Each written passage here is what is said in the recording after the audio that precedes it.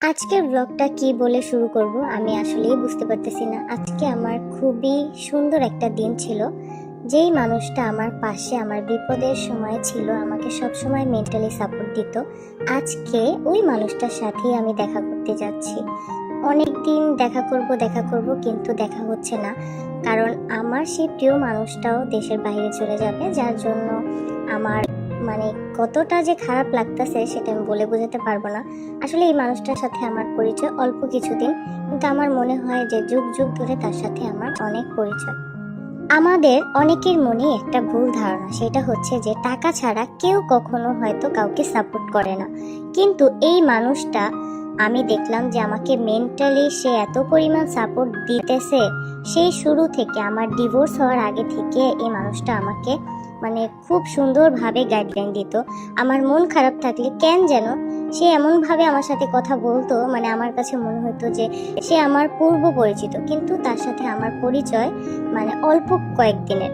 তো আজকে আমি তোমাদেরকে আমার প্রিয় মানুষটাকেই দেখাবো। জাস্ট একটু অপেক্ষা করো, তাহলেই দেখতে পারবা।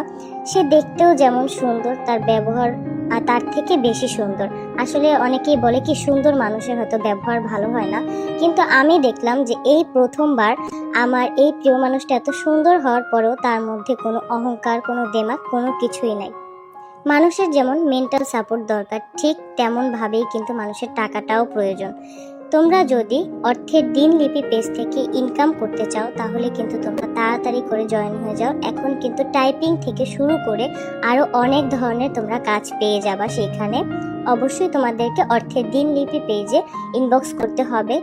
ঠিক এইভাবেই অনেক আপুদের মনে ডাউট থাকতে পারে, এই জন্য তোমাদেরকে কুইন্স অফ গোপালগঞ্জ গ্রুপে জয়েন হতে হবে। সেইখানে থেকে তোমরা দেখতে পারবা যে আপুরা কি কি কাজ করে মান্থলি 1 থেকে একদম 1 লাখ পর্যন্ত টাকা ইনকাম করতেছে। অনেক আপুরাই আছে যারা একদম মাসিক যে স্যালারিটা সেটাও পেয়ে যাচ্ছে কাজের মাধ্যমে। সব কিছুই কিন্তু তোমরা জেনে বুঝে জয়েন হতে পারবা। অবশ্যই তোমাদের কুইন্স অফ গোপালগঞ্জ গ্রুপে জয়েন হয়ে তোমাদের সব কিছু দেখতে হবে। উদ্যোক্তা যেই সকল আপুরা আছো, তারাও কিন্তু চাইলে কুইন্স অফ গোপালগঞ্জ গ্রুপ থেকে সেল কোড নিয়ে তোমরা তোমাদের প্রোডাক্টের প্রচার করতে পারবে। তোমরা কিন্তু দেখেই ফেলেছো আমার প্রিয় মানুষটাকে। এখন না বাইরে গেলে কেন যেন আমার দামি দামি খাবার একদমই খেতে ইচ্ছে করে না। একদম শর্ট হচ্ছে একদম কম টাকায় যেই খাবারগুলো খাওয়া যায়, সেই খাবারগুলোর প্রতি আমি যেন কেন এখন অনেক বেশি আসক্ত হয়ে যাচ্ছি। এই যেমন ফুচকা, চটপটি, বেলপুরি, তারপর হচ্ছে চা, কফি, ছোট ছোট কফি, এইগুলোই আর কি অনেক বেশি খাইতে ইচ্ছা করে। সব থেকে বড় কথা কি, যেই সব মানুষ লাইফে অনেক বেশি অহংকার করে, তারা কখনোই জীবনে কিছু করতে পারে না। তাদের শুধু একটা জিনিসই থাকে, চাপার ধার। সেই চাপার ধার দিয়ে হচ্ছে তারা বড় বড় অনেক কথা বলে, কিন্তু তারা কোনো কিছুই করতে পারে না।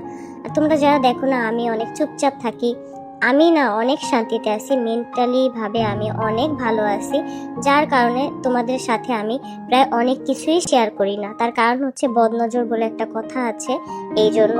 তোমরা কিন্তু আয়াসকেও দেখবা যে আমি খুব কম দেখাই ক্যামেরাতে, কারণ আয়াসকে মাঝে অনেক বেশি দেখানোর ফলে দেখলাম যে আয়াসের শরীরটা অনেক বেশি খারাপ।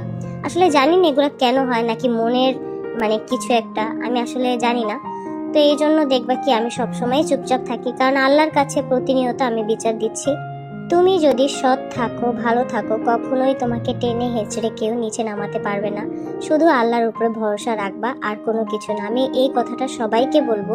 জানো আমি হচ্ছে নামাজ পড়ি না ঠিক মতন, কিন্তু তারপরও কেন যেন আল্লাহ আমাকে এত ভালোবাসে।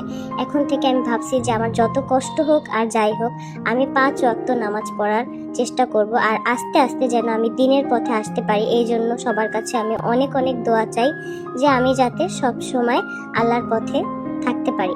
আমি একদম মনে প্রাণে চাচ্ছি যে এই অনলাইন প্ল্যাটফর্মটা আমি একবারে ছেড়ে দিব। আজকের ব্লগটা এই পর্যন্তই।